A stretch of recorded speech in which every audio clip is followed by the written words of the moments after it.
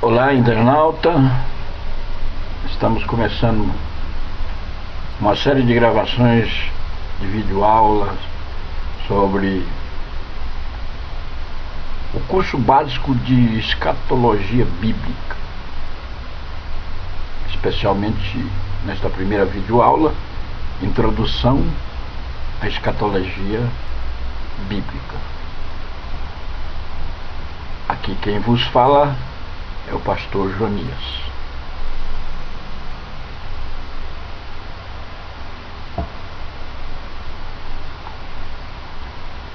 Quando Deus criou o homem, não o deixou estonteante na terra. Não o criou aleatoriamente, sem um princípio norteador, mas deixou cronometrado, debaixo de leis irreversíveis, um plano norteador geral. E a sua trajetória na Terra seria exaustiva e longínqua. Desde a queda, ou a criação do homem, até o seu julgamento, ficou talhado nos moldes da vontade de Deus.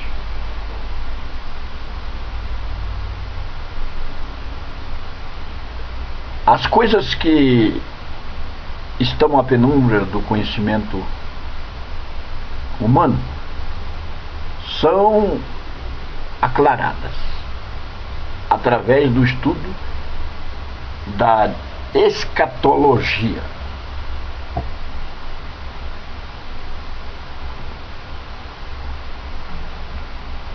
A responsabilidade, fracasso e juízo do homem.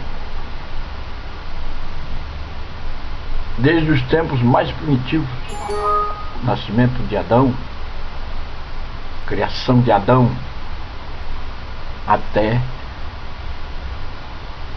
a eternidade.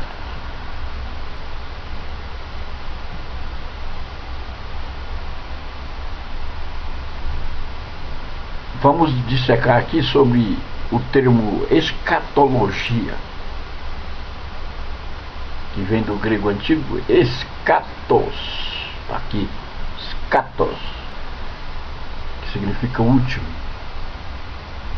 mas o sufixo logia é uma parte da teologia e filosofia que trata dos últimos eventos da história do mundo ou do destino final do gênero humano, comumente denominado como fim do mundo.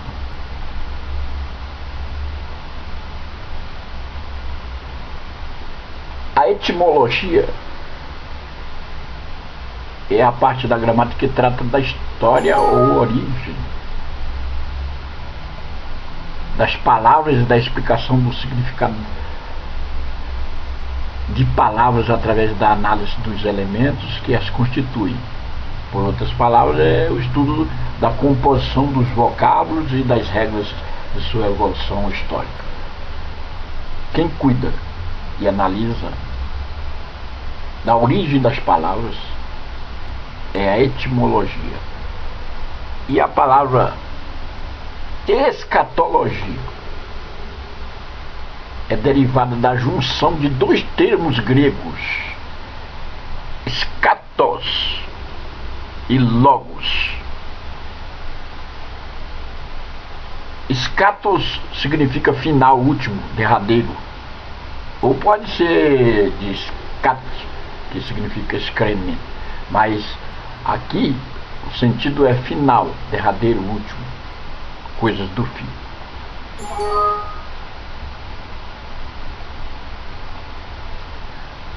A partícula logos, que significa assunto, tratado, estudo. Assim, escatologia, aqui a palavra completa, que é a junção dos dois termos, é o estudo das últimas coisas, ou a doutrina das últimas coisas, ou ainda o estudo do tempo do fim. Mas alguém pode perguntar, por que estudar escatologia hoje, se ela trata de coisas que vão acontecer apenas no futuro? Essa é a interpelação que ecoa. Basicamente porque Deus revelou lá no passado as coisas que só no futuro aconteceriam, antes que acontecesse, para que hoje nós possamos conhecer e nos preparar para o dia de amanhã. Vejam que a Bíblia nos ensina. Apocalipse 1 e 3, bem-aventurado aquele que lê e os que ouvem as palavras desta profecia e guardam as coisas que nela estão escritas, porque o tempo está próximo. Apocalipse 1 e 19, escreve as coisas que tens visto, e as que são, e as que depois destas hão de acontecer.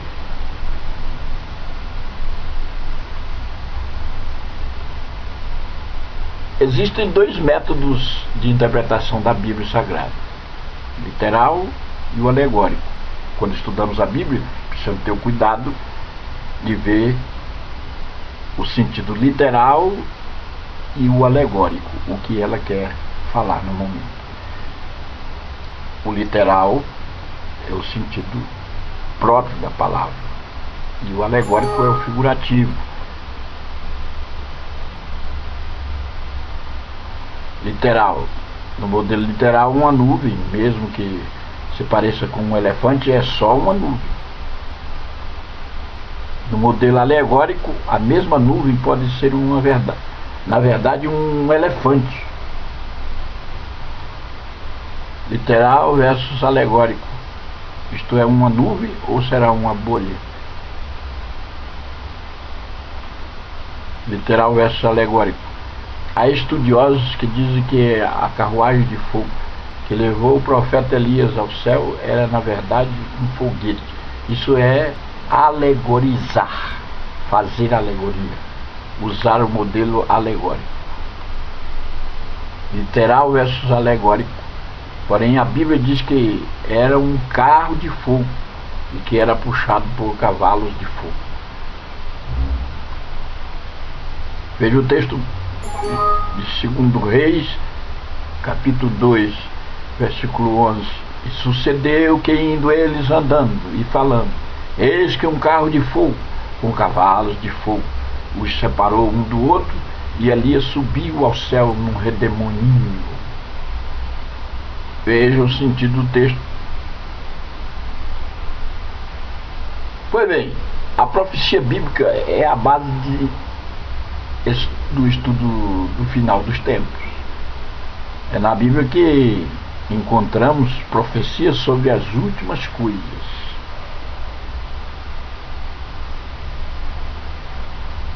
Especialmente os livros de Apocalipse e Daniel são os maiores livros escatológicos da Bíblia Sagrada. Temos outros livros como Ezequiel, Zacarias e outros mais, que traz embutido no sentido escatológico. Porém os maiores livros da Bíblia Sagrada, que são puramente escatológicos, são Apocalipse e Daniel. O Apocalipse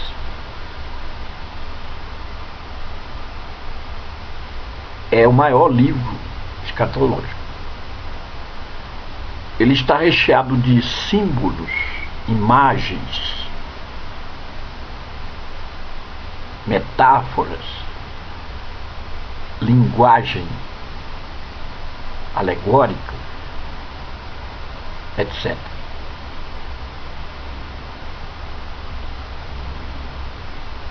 Existem pelo menos 4 escolas que interpretam o Apocalipse: preterista, historicista, idealista e futurista. E eu devo dizer-lhes que a Igreja Pentecostal Evangélica Assembleia de Deus e outras igrejas pentecostais estão pautadas na escola preterista ou futurista, escola futurista. E o livro está assim dividido no capítulo 1, coisas que tinham acontecido, 2 e 3, coisas que estariam acontecendo naquele momento, e do 4 ao 22, coisas que viriam a acontecer. O livro tem 22 capítulos, portanto, com 404 versículos, e recheado de símbolos e de difícil compreensão. Porém, analisando através da escatologia bíblica, à luz do contexto geral, e estudando as culturas dos hebreus, fica fácil a interpretação. O livro de Daniel, cujo autor é Daniel,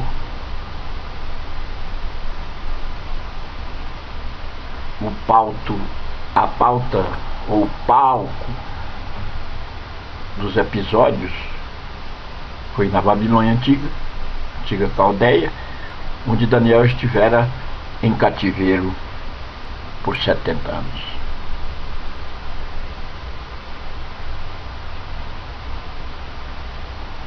Para uma compreensão escatológica, necessário se faz estudar-se a cultura hebraico-judaica. Quando Deus fala, através da Bíblia, que é a base de toda a consubstanciação escatológica, fala a um povo hebreu, aos hebreus. E para compreendermos essa linguagem, o que Deus quer falar, é interessante que estudemos primeiro a cultura hebraico-judaica, senão fica difícil entender muitas coisas, porque Deus, apesar de ter dado uma mensagem universal, porém direcionada a um povo, para que através deste povo pudesse ser disseminada na terra e a todos os seres viventes humanos. Aqui nós temos o símbolo dos judeus, que é 2 triângulos. O triângulo tem 3 lados e fala profundamente do Deus vivo, que é composto de 3 pessoas: Pai, Filho e Espírito Santo. Esse símbolo, 2 triângulos em reverso, ostenta uma forma peculiar dos judeus entenderem Deus e ostentarem ao mundo a sua fé.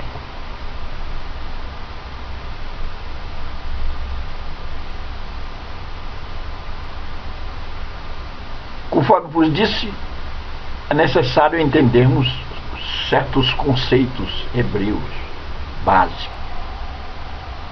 para adentrarmos no mundo escatológico, no mundo da escatologia, coisas que virão a acontecer. Aqui temos o alfabeto, aqui temos letras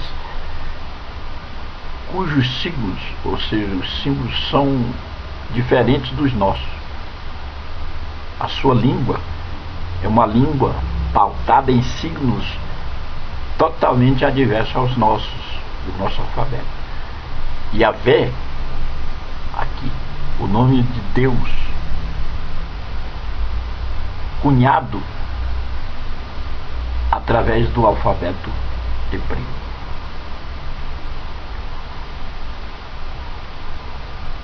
Conhecer a semana da criação, as fases da lua, calendário hebreu e festas de Yahvé é uma necessidade iminente para entendermos as mensagens escatológicas. Semana da Criação, que está em espanhol, Semana de la Criação. Essa semana da criação é categorizada através de dias que representam anos. Os dias são representativos, conforme a expressão bíblica. Um dia para Deus é como 1000 anos. Os judeus interpretam dessa forma. Quando fala do dia, fala-se de 1000 anos. Então, na Semana da Criação, temos o primeiro dia, o primeiro milênio. O segundo dia, o segundo milênio. O terceiro dia, o terceiro milênio. O quarto dia, o quarto milênio. O quinto dia, o quinto milênio. Sexto dia, o sexto milênio. E o sétimo dia, o dia de descanso, que é o milênio sabático. Entender isso é de suma importância. Fases de la luna, aqui em espanhol, fases da lua. Como é que os judeus olhavam para a lua e entendiam as mensagens proféticas? Isso tem uma importância na vida dos judeus, é uma cultura, né? É uma cultura.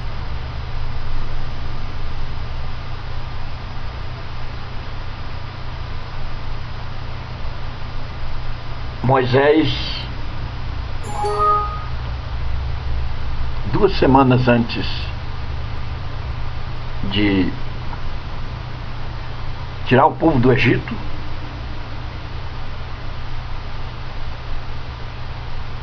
Deus mostrou no mês de Nisan a Moisés a lua nova.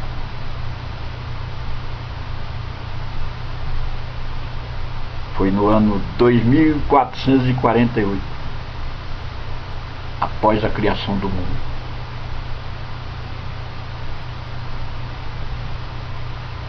E o calendário judeu é baseado nas fases da lua. Baseia-se no sol e na lua. Então veja bem que as páginas da Bíblia estão recheadas de expressão sobre as fases da lua. Então é necessário que conheçamos esta realidade para interpretar certas questões. O calendário hebreu. O calendário hebreu não é igual ao nosso calendário. O nosso calendário é o calendário gregoriano, europeu,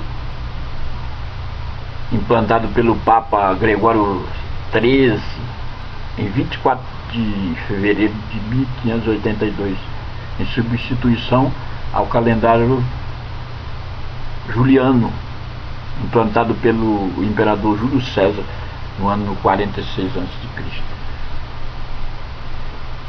O ano profético tem 360 dias. Então, como vamos compreender certas realidades cronométricas, certas expressões bíblicas, por exemplo, as 70 semanas de Daniel, semanas de ano, se não entendermos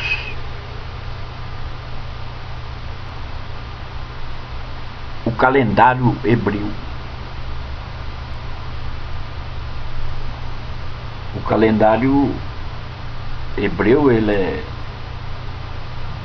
antiguíssimo.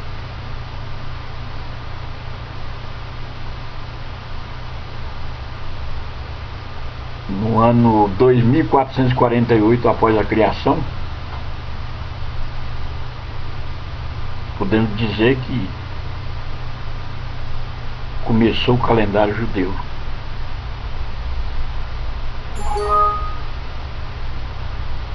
E o calendário judaico foi criado há mais de 3.300 anos atrás, portanto bem antigo, né? Eles não mudaram o calendário, tem o seu calendário peculiar e seguem à risca. O mundo inteiro segue o calendário gregoriano, que é o calendário europeu. Quase todos os povos da Terra seguem esse calendário, o calendário gregoriano. Os judeus seguem o seu calendário próprio. Então, interpretar mensagens bíblicas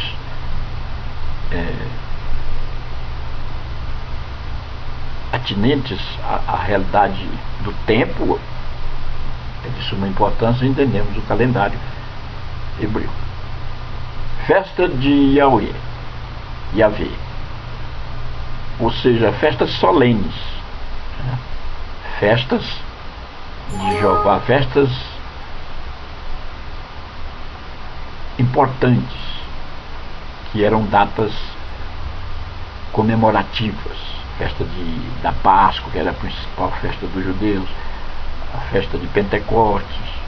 Os judeus tinham 5 festas especiais.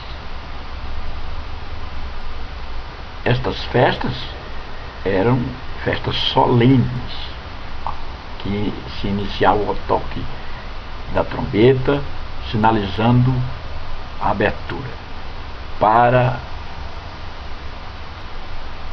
uma determinada atitude dos judeus. Meu caríssimo internauta, é importante conhecermos esta cultura, estas realidades atinentes ao povo hebreu, para entendermos certas realidades no mundo escatológico.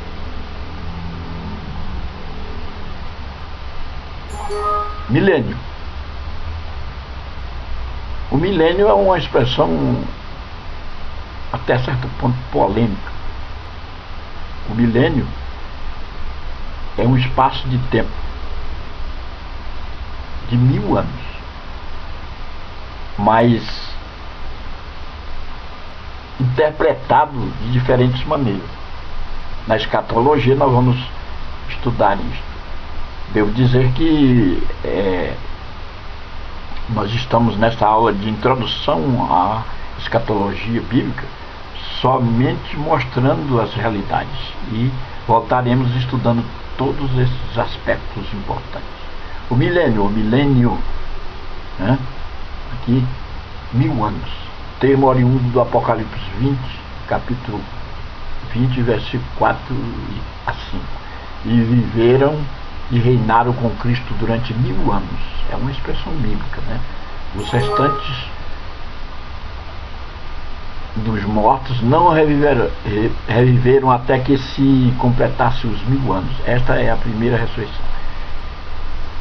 Pois bem, conceito ligado à doutrina do futuro, ou das últimas coisas, ou simplesmente do fim, né? Escatologia. Temas da escatologia. A escatologia abarca estas realidades: escatologia individual, que é morte física e mortalidade da alma, e estado intermediário. Escatologia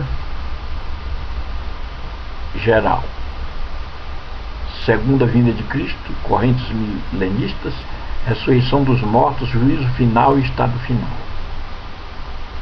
Estaremos analisando essas realidades durante o curso básico de escatologia bíblica. Correntes milenistas, pré-milenismo, e aí nós temos conforme a crença na tribulação, na grande tribulação, aí nós temos pré-milenismo, né, e pré-tribulacionista, quer dizer, vem antes, né? Partícula pré quer dizer vem antes. Pré-milenista e pós-tribulacionista, quer dizer, pós-depois da grande tribulação. Pré-milenista, crê no milênio depois da grande tribulação. Mesotribulacionista e pré-milenismo dispensacionalista. Quer dizer, aqui são várias formas ou posturas de interpretação sobre o milênio. Pós-milenismo e amilenismo. Esse amilenismo não crê no milênio, não, é sem milênio. Então essas correntes milenistas, nós temos o pré-milenismo, o pós-milenismo e o amilenismo. O pré acredita que a grande tribulação vem antes do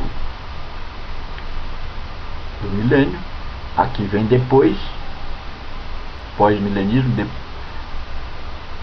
o pré-milenismo, o pós-milenismo e o amilenismo. Quer dizer, aqui crê que não existe milênio, eles não acreditam no milênio. E aí vem definições das correntes quanto à existência ou não do milênio, quanto ao momento da volta de Cristo, antes ou depois do milênio. E aí vai interpretar pré-milenistas e pós-milenistas, quer dizer, os que vêm antes e depois, creem na existência de um milênio, literal ou não, porque os pós-milenistas acreditam num período de tempo não literal, mas apenas simbólico, né? Enquanto que os pré-milenistas acreditam num milênio real.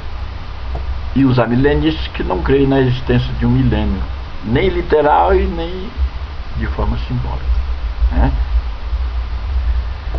Partícula A quer dizer não, né? A partícula pré, antes, e a partícula pós, depois.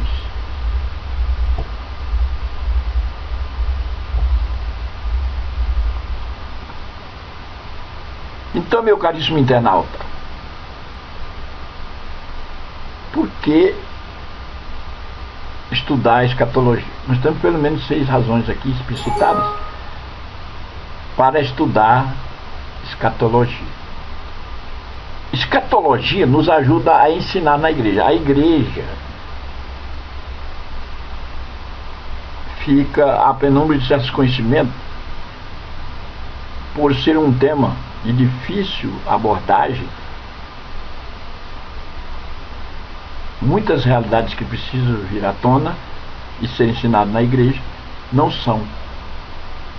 Na escatologia se propicia essa oportunidade de ensinar a igreja. A escatologia nos ajuda a adorar a Deus. Se Deus é que cronometrou todas as coisas, é o Senhor sobre todos os deuses e pautou um caminho, uma trajetória para o homem, então ele merece a honra e adoração nossa. Só a ele devemos adorar, né? A escatologia nos mostra esse rumo de adoração a Deus, por ser ele o norteador de tudo, o mentor e aquele que delineou as coisas que virão acontecer. A escatologia nos ajuda a servir com zelo. Ora, se estamos diante de um Deus tão poderoso, que fez tantas coisas, que nos dá o rumo certo, então com zelo vamos servir a este Deus, o Deus da verdade, que nos mostra o rumo a seguir, até aportarmos os nossos celestiais. A escatologia nos ajuda a ter esperança em meio aos problemas, quando a doença bate, quando a morte nos ronda, quando os torvelinhos se aproximam, as tempestades, os tufões, isso numa linguagem espiritual e figurativa, se aproximam de nós. Então nós temos uma perspectiva, nós temos uma esperança, né? A esperança apontada pela escatologia sobre as coisas que virão. A escatologia nos ajuda a estar preparados para o julgamento. Muita gente não sabe que será julgado, que aquilo que faz está sendo visto por um Deus Todo-Poderoso, e que há um momento em que Deus vai julgar os vivos e os mortos. Na escatologia nós vamos ver o julgamento. Escatologia nos ajuda a olhar para a frente, o céu. Olha, se ela nos mostra as coisas do porvir, as coisas do futuro, delineia a nossa trajetória até aportarmos aos céus. Então, nesta viva esperança, vamos olhar para a frente, olhar para as coisas futuras, as coisas que virão a acontecer, aclaradas por esta disciplina, esta verdade. Escatologia. Com isso, queremos finalizar esta aula de introdução à escatologia bíblica. E no próximo ensejo estaremos efetivando a segunda aula sobre o curso básico de escatologia bíblica. Meu internauta. Tchau.